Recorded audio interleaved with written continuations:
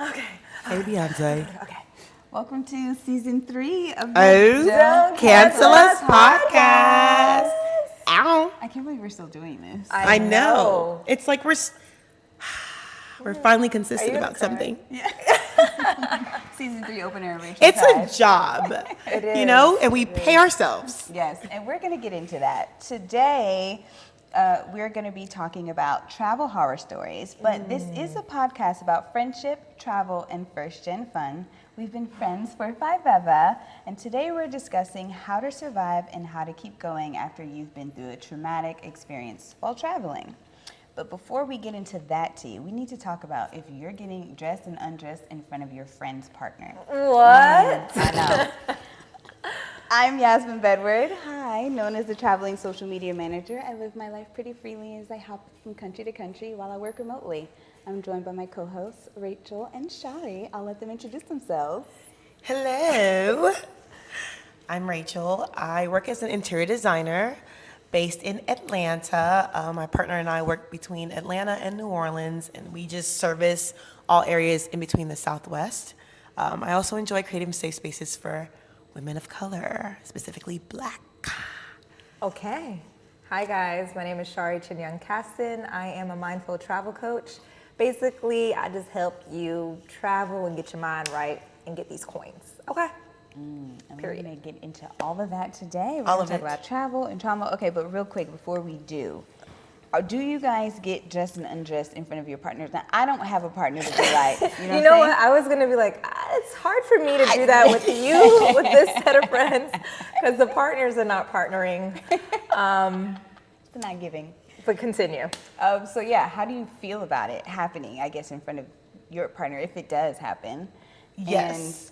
And do you guys do that with like other friends and their partners? So I think, again, 1 + 0 over here. It's not a 1 + 1 here. So being around her partner, because we've been around each other since they essentially inaugurated,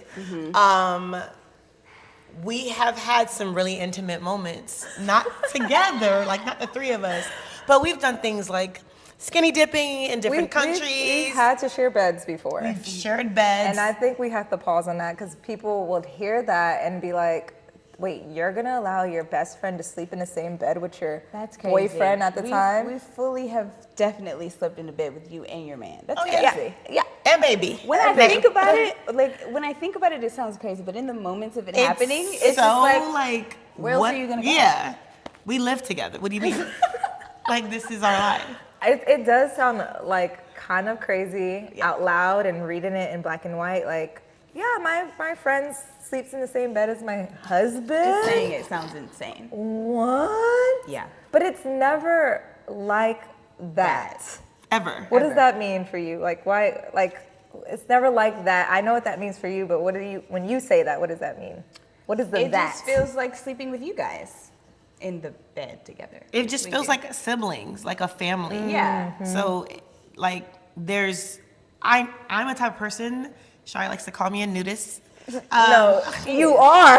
She fully is. I I'm naked just a lot, but Rachel is got me beat. all the time. I'm comfortable in my own skin, and because of that, as long as there's another female in the space, like, it's no different. Like, my boobs will be out, I will be around in the underwear, it don't matter.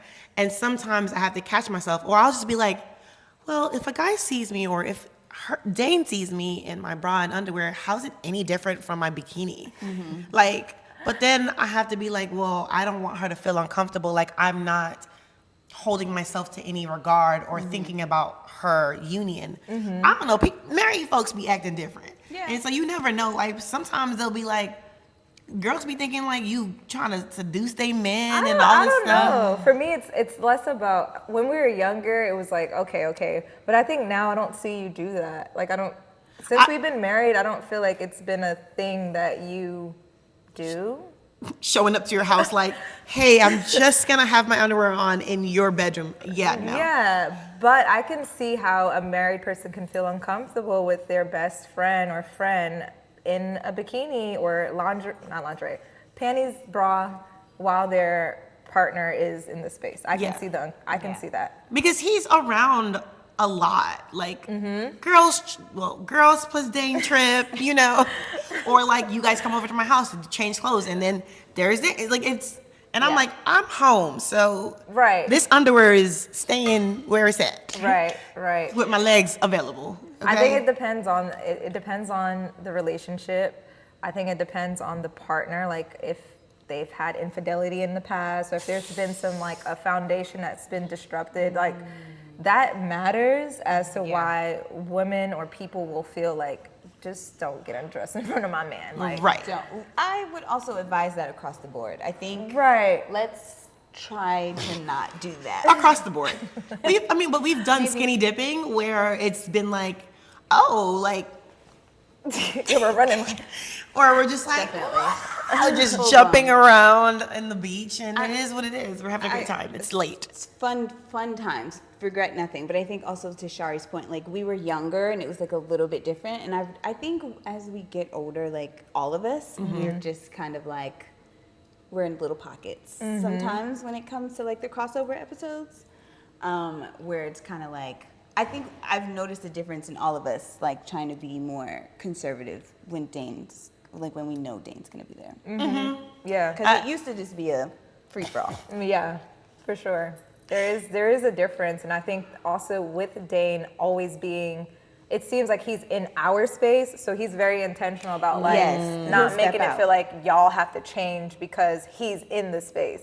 So he will find his space. Yeah. Or he'll walk in and he's like, okay, so we're doing that. Right. They're talking. With no clothes on. No clothes on. Oh my gosh. Okay, so that was like a fun little, pop-up moment. But our topic for today, we are going to talk about travel trauma. This was Rachel's idea to talk about this. I think she should go first. I don't think we were going to add, okay. Add what? I didn't know like labels of whose idea it was, but since it was Rachel's idea, now y'all both looking at me. I'm like, it wasn't her idea. Like the topic wasn't her idea. Wanting to pick it first to start about today. Okay. Was because idea. I'm not gonna even explain why. No, you don't have to. But I felt like it's something that has occurred in all our travel experiences. Some experiences have been way more heightened than others, and I just thought it would be, a lot of people don't discuss the not so great parts about traveling. Absolutely. And so I figured, let's do it because we all have a story. And all of us kind of maintain like a travel image. And so it can look really good online, but there's a lot of things that we don't put online.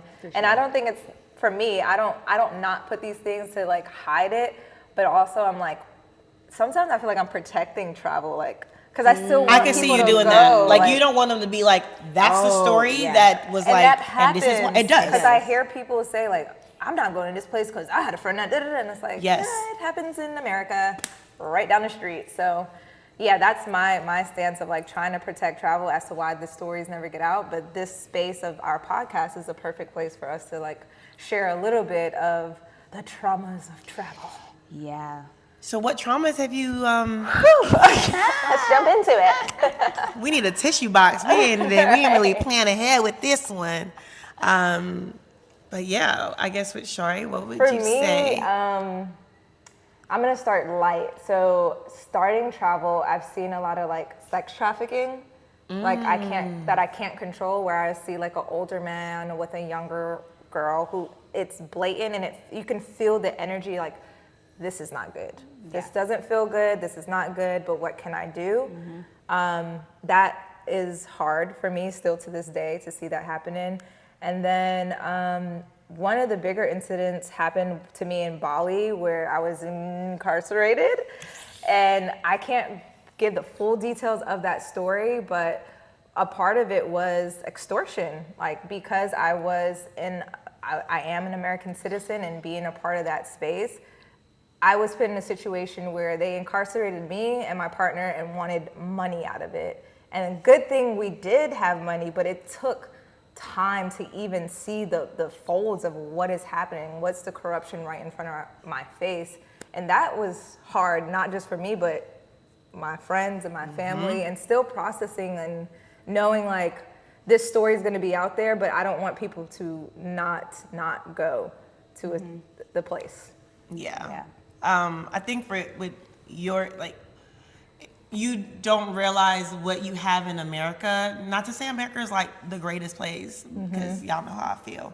But, you know, a lot of times when you're in a situation where nothing is expected, you want to use logic and reason and process of law. And fairness. Yep, process of law. And you think that translates everywhere. And then you realize we don't give a fuck about the truth or the facts. Right. Sit there. Right. Because we're in control. You're in our territory. Yep. And that is where it's different. Yeah, like I like how you said that, because I don't think I've had the words to put like the unlawfulness of travel, or just stepping outside of specifically the States, because this unlawfulness happens here, but you can fight it in the court of law. But when you're in the court of law and they're like, we're part of it too. Yeah. Blatantly, that is hard. It's very hard. Yeah. Really disheartening. I've had so many scary travel moments, and I don't talk about them because, no, it's not, my life isn't like centered around travel in the same way that yours is. Like people don't come to me to know the hot spots, like, no clue. So it doesn't really come up as often for me, but with family, they tend to be like overprotective of my next destination, because it's like, well, we just want you close to home, because every time you go here this will happen, or every time you go here that happens. So I don't really talk about it often, because it's also like a trauma and it's still like very scary. But I had a similar situation where I was in a foreign country and they took my passport, but they didn't take the whole thing, they just took pages out of it. And that, as an American, same thing, just like you feel like you're so protected as an American going to visit these like beautiful countries, and it's all touristy. And to some degree you are. You are. Yeah, some the degree. embassy will help as much as they can. Yes. I mean, we had to call the Pentagon. Like, it was a crazy situation. And then what I've noticed is that, like, I just travel differently now. I travel differently now since it happened to me. Like, I always have extra copies of my passport. I always have, my documents with me. I always have copies of things. I have a digital copy of things, because you can't bring physical things into an embassy. It doesn't matter. All those things I had to learn, and in another language. And The like, language barrier the importance is of like learning a new language, and like understanding that you are visiting a place. That doesn't mean you are American in that place. Like, or you are not them. You know what I'm saying? Right. You are a guest. An outsider. Yeah, you're an outsider. And you don't think that because there's a U.S. embassy 8 minutes away that they're going to do anything, because they don't even trust that you're American. Exactly. Yeah. Right, So that it's a lot. privilege step of being like our blue passport and our mindset of being raised in America, it bleeds everywhere we go. So that entitlement of it's not fair, that's not fair, fair. They're like, sis, This is not a fair system. relax. I remember one time, like while Dana and I were in Southeast Asia, specifically in the Asian countries that we visited, nobody would look me dead in the eye. Even though like I had the itinerary, I knew where we were going, I had all the information, everybody would literally just talk to Dane and act as if I'm not there. Everybody, in a sense, like the locals that we will be with, they would talk to Dane, and they would just literally view me as less than them because I'm a woman in that space. I've experienced that. I had to just swallow back and say, yep. I'm a second-class citizen here, and it is what it is. If I have to cover my shoulders, I have to abide by the law that's in this place that I'm in, or the cultural norms, I should say, that's in this place that I'm in, and I have to be okay because I'm entering into their space, and they did not invite me. I didn't get a formal invitation to come. You know what I mean? It's true. Yeah. You wouldn't have cars waiting outside at the airport. Right. No, it's true. And I do want you to share an experience, Rachel, before we go. And I also just want to remind people who do travel and all that stuff, like, don't try to turn other countries into America. Like, because, women who cover themselves completely, it's like Americans feel like, we need to liberate the rest of the world, and you don't have to wear a hijab, and you can be free. But these people are happy. Like, people are fine. in their countries doing their culture and everything. They look at us like we crazy sometimes. So you don't have to go travel to like start a riot Liberate and like people. change the world. Liberate Like, people. I'm freeing you. come on, Show your face. I'm Yeah. Harriet. Show a to tit. freedom. Anyway, speaking of tits, what? Show us your Tell us. tits. Patreon. I think for me, because a lot of my upbringing was in Ghana, I saw a lot of unlawful things or like non-normal things. Like I got accustomed to the American way after seeing other things, and so I've been exposed to things where I didn't even like. You don't realize you're experiencing a trauma, Yeah. you know. So you're just like, oh, this is normal. Like you just give them this, or you know, Or like the police pulling you over and Yeah. you just give them money and it's like, that's normal. Yeah. Or like they pull you over and then they just have a quick chat with you and you're like, oh yeah, I'll be right back. Or you give them your number. Like it's Different. in certain places you appreciate that even though it's an inconvenience to some degree. You're like, listen, if they are checking everybody's cars and I was gonna say boots because I was thinking about Ghana, but their trunks or what is it called? Trunks. Trunks. Okay. I was like, child, Her what are you? languages are Yeah. cross-firing. You know, to make sure niggas ain't robbing Yeah. houses down the street, then let them do what they got to do. And if they got to take a little $5 or $2 here and there for it, just give them the money. Yeah. You know, but I think for me, listening to like I think the worst thing that's happened to me, it was a man and a travel experience. But like, we went to Nicaragua together and we had a disagreement. And like what Shari was saying, a lot of people came to him. He also understood Spanish a little bit more. And I was just like, "Dee-dee-dee." And we were different races. So we were already being like called out for that, like jungle fever. Cause like, again, in other countries, like they'll hear certain terms and they don't know the implications and things like that. And so they'll just say it cause like they just heard it. Yeah. And I didn't even know what it meant, child. Like he told me when we got back to the room and I was like, oh, okay. You're So like, then, yeah. yeah. He's And like, I'm are like, you okay? Do you want to unpack right. this? Should we unpack it? And I'm like, no, what does it mean? And so we had a disagreement and we kind of like split off in the middle of the trip where everyone had seen us together and then out of nowhere now it's just me By yourself. by myself and they're like where's where's your man, where's your amor, like, and I'm like and he let me know like before he left me, like people are gonna wonder where I am because we've been in this neighborhood for 4 or 5 days and they've seen me with you, like, and I had to, you know, get out early and I was like, you know what, I'm gonna swipe my credit card at the nicest hotel and live it up. But yeah. Dang.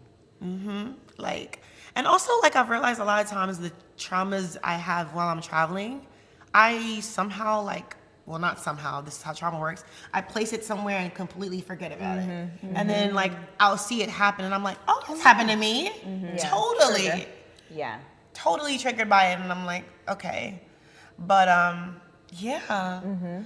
Incarceration, I feel like our viewers are gonna be like, bitch, what? Did she just say that shit with a hat on and a scarf like she Beyonce, like nothing just happened? It was an MBA as well. It's Yes. just like, Wait. is that A master's. MSW. MSW? I'm like, wait. I'm like, yes, but wait. I don't have the degree and she does. But yeah, that's very, very scary. And it was scary being your friend and trying to, again, provide evidence when evidence was never even like a thing. Like it's a lot to unpack when a loved one is going through something abroad and you realize even if you travel, there's nothing you can do. Like if you go see them, you can't do anything about it. If anything, you probably just make it worse. Right. And that has been just challenging in seeing the different experiences that we've all shared. I think, you know, our travel traumas allow us to travel differently. Like we have a different resilience once we go past the embassy at the airport. For me, it's like, all right, I'm not this American citizen. Anything can happen, and I'm very vulnerable to that space of having all my antennas up because I've been in a situation where I felt like I was protecting myself, but then I was blamed for something I didn't do. So you have to be guarded. You have to be aware. But from my situation, I believe the reason why I got out of it is because of love, like because of just being a nice person. Yes, money did help. Money helped. Big ting, okay? Money helped, but if my posture would have been, I'm entitled, or I deserve this, or I'm American, you don't realize how patriotic you are when you are removed from America. I know us being people of color, we may not have that as our pillar. We don't feel it. We don't feel it, but we are do. it. We are. Yeah. And my husband, he is love. Like God is love. He is love. No matter what language you speak, he's going to bring love into the space. And Transfer that energy. even if the language, there's a language barrier, there was love presented, and maneuvering through that trauma is something that I think that we all have, like that travel heart of, if we have to swipe on our credit card, we're going to do it. There's a place of understanding. Yeah. Where you're like, okay, I didn't expect this, but Pivot. I haven't lost my marbles. Like, Pivot. I'm okay. I'm breathing. It feels crazy to go through those thoughts, but it is calming to me in certain situations. Like, I always enter a space or a new country where I'm like, I kind of give it a new chance. Like, how you've changed, I've noticed how she's changed since her experience. Whereas I'm trying to make her not feel like that. It's like she's become a new person, and I'm like trying to make her that old Go person. back to your normal self. Right. Yeah. And it kind of touches on like the reason why we had this conversation is like learning to have an experience or a trauma, but then also understanding like this is the new you. Right. Meet me where I'm at. Don't bring me back. Yeah. And that's, like you said, that's how trauma works. Something will happen to us where people are like trying to get you to be this person that you were before the trauma. But trauma is it's a chemical thing that happens in your brain where it goes to the back of your brain. It changes everything about you. Yeah. Everything. Yeah. I convinced myself of that more than other people do, because I've had a recent trauma experience happen abroad, and also we travel, period. Like, we're talking about these moments that were traumatic, but we know at the end of the day the passport's getting stamped. We're in a new city as we speak. Like, currently, Like, this has not Like you guys are stopped flying out the in show 2 days. literally. Like, we're doing domestic, we're doing international, period. we've got to go. But we have a copy of our passport in our email. Hello. Right. But I'm always in a rush to get back to normal. Like, I want to feel normal again. I want to not be, It's the having safe things. zone. But it is, there's no way. We are no longer who we were before the traumatic experience, no matter what level of trauma it was. And so don't have that expectation to anybody who, like me, was just like, I can't, like, I was so devastated that I wasn't the old me. And then I was like, but then I get to be her. She's also cute. Right. And the old you never left, really. It just renewed. It's just like an evolving version of It's you. an evolution. It's like grief, right? It's like my life, I'm not gonna not miss this person or think about them or like wonder about them, but we just learn to move forward and press on. Speaking of moving forward. We say all that to say, go ahead and get your passport stamped, okay? Literally. And Yeah. like, at this point, just speaking about passports, like, I'm really getting annoyed that certain like TSA checkpoints are not stamping anymore. I hate to say it. Is that happening to you though? Yes, Jamaica, twice now. Really? No stamp. And I'm Oh. like, what is this? And I'm like, can I please get my stamp? And they're like, no, because you did that, you went digitally on that form. And I'm like, I requested 20 pages. I cannot not fill them up. My kids and grandkids are gonna need this proof, okay? I hear people talking about Jeez. this, but it hasn't happened to me yet. So I'm just like, Oh yeah, totally, know. totally. So far, I've been there twice and 0 stamps. So it's like I've never been. proof of purchase. No clue. I need my stamps. Well, we need you to continue to watch and support and like this video. Smash that like button. Oh my God. Make sure you're subscribed. Make sure you're following us on all of our social channels at Don't Cancel Us Cast. And share your travel stories, whether that's good or bad. If you're comfortable with it, we wouldn't want to know. And if you do come across a traumatic travel story, just remember that there's more details that they're probably leaving out. Yes. And also, it may not happen to you. Yeah. The best thing you could do is just be prepared. Do your research. Be prepared, do your research, do the whole itinerary thing. Or don't. Like, Or don't. I'm a free flower. I just need to know where I'm staying the first night, at least. Wait, It depends on who I'm traveling let's with. talk about how I don't have a hotel for the 2 days that I'm going to be in I'm Amsterdam. gonna help you with this Didn't even realize. if I get to see you. I don't know if I'm gonna see you, but if I see you, I intend on gathering you before we take off. This is why it's so great to have friends in your community that also travel too, because they get it. The girls that get it, get it. Like, no one's freaking out that I don't have anywhere to stay. No, No, not it's at all. normal. Don't tell your parents. I can't. I cannot. They would go Just found crazy. out. Everybody's a different type of traveler. So if you know that you are the resort traveler, Yes. don't feel guilty about that. Do If that. you are the last minute traveler, if you are a feeler cruiser. traveler, whatever, however you travel, you can hire me. I'm a travel agent. Hey, shameless Let me plug. know, and I can create that itinerary for you and give you some tips. Okay, wait, really quick before we go. I know we keep saying that, but okay, let's just do a quick don't cancel me, because I have one related to travel. Don't cancel me, but I realized that countries that have red, white, and blue in their flag, we don't vibe. We don't vibe. You know, I America, have seen something on France, Panama. Panama. I've seen something online that literally says something about there is a correlation with those colors Oh, and yeah. how they're ranked and Yeah. what happens there. The patterns, all that yeah, means something. Yeah. I've been putting it together, running lists. Don't cancel me though. If your flag is red, white, and blue. Sorry. It's ours too. Yeah. Right, obviously. Public enemy We're number gonna one. let you have that don't cancel. Okay. Thanks for watching. Mwah. This woman, what does she want? Okay, it was recording. Oh, lovely.